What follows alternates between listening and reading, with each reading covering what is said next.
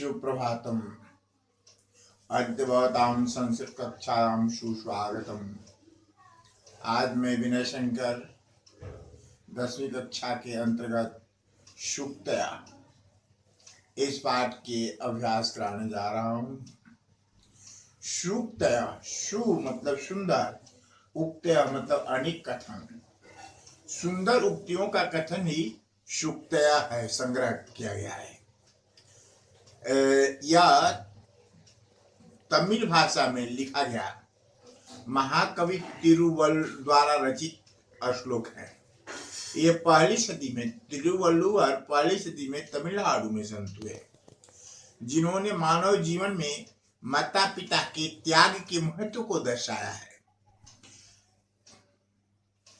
अर्थात जीवन में सरलता, मधुर वाणी और विवेक बुद्धि के द्वारा कार्य करने की क्षमता को बढ़ाने की शक्ति को बढ़ावा देने के लिए है।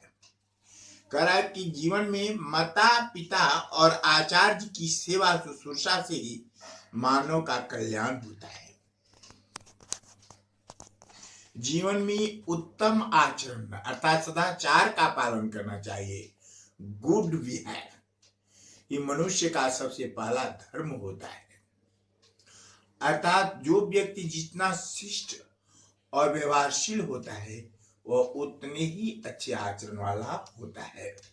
अब देखते हैं श्लोक संख्या 1 से। पिता यक्षति पुत्राय बाल्ये विद्याधनं महत् पिता अस्य किं तपस्तेपे इत्युक्ति तत्कृतज्ञता।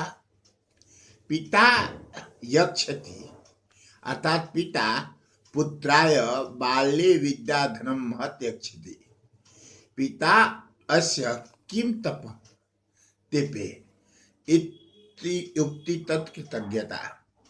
पिता पुत्र को बचपन में विद्या रूपी श्रेष्ठ धन दान में देते हैं।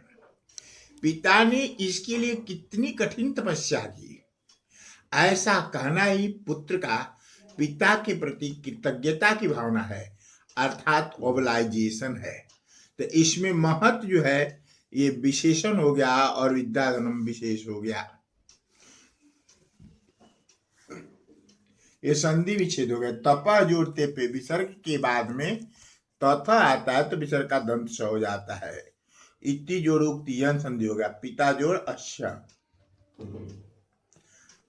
अब देखेंगे दूसरा। अवक्रता यथाचिते तथा वाची भवेत् यदि तदेव आहु महात्मनः समत्वमिति तथ्यतः।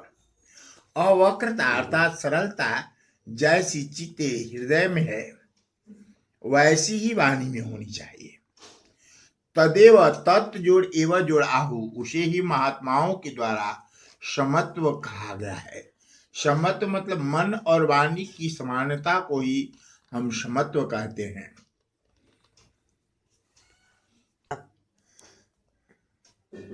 अब तीसरा श्लोक देखेंगे। त्यक्त्वा धर्म प्रदान वाचम परुषाम यह अभिउदीरयेत् यो अभिउदीरयेत् परित्यज्य फलं पक्वम भुंक्ते अपक्वम विमुढ़धि। अब यहाँ देख लेंगे विमुढ़धि यस्य स विमुढ़धि बहुव्रीहि समास हो गया। यह जोड़ अभी जोड़ उदीरयेत् संधि विच्छेद हो गया और भूंकते भूम जोड़ कते जोड़ अपक्वम, चाहे भूंकते जोड़ अपक्वम हो जाएगा। यहाँ पर भूंकते जोड़ अपक्वम, परि जोड़ त्यज जोड़ ल्याप, त्यज जोड़ कत्वा। कहता है कि जो धर्म से युक्त वाणी को छोड़कर कठोर वाणी को बोलता है, निश्चय ही उस मूर्ख के द्वारा पके हुए फलों को छोड़कर कच्चे फल खाया जाता है। इस तरह से ये हुआ। अब चौथा श्लोक है। विद्वांस, यहाँ पर विसर्ग हो जाएगा तो लोप कर दिया है एक के कारण। तो विद्वांस एव लोके अस्मिन्, लोके जो अस्मिन् चक्षुष्मन्तः प्रकृतिता। अब यहाँ ध्यान देने की बात है, चक्षुष जो मतु प्रत्यय का प्रयोग किया गया है, ये प्रकृतिता क्रियापद हो गया। अन्येषां वदने, वदने अर्थात मुख है, ये तु ते चक्षु नामनि मते। कहता है कि इस संसार में विद्वान लोगों को ही आंखों वाला कहा गया है। दूसरों के मुख पर जो आंखें हैं वे केवल नाम मात्र की होती हैं। विद्वान सह, तो देख लेंगे प्रश्न निर्माण होगा, विद्वान विद्वांसो विद्वान सह तक के। अब इन श्लोकों का अभ्यास करेंगे। तावत् सुमंगलम इति वार्ता।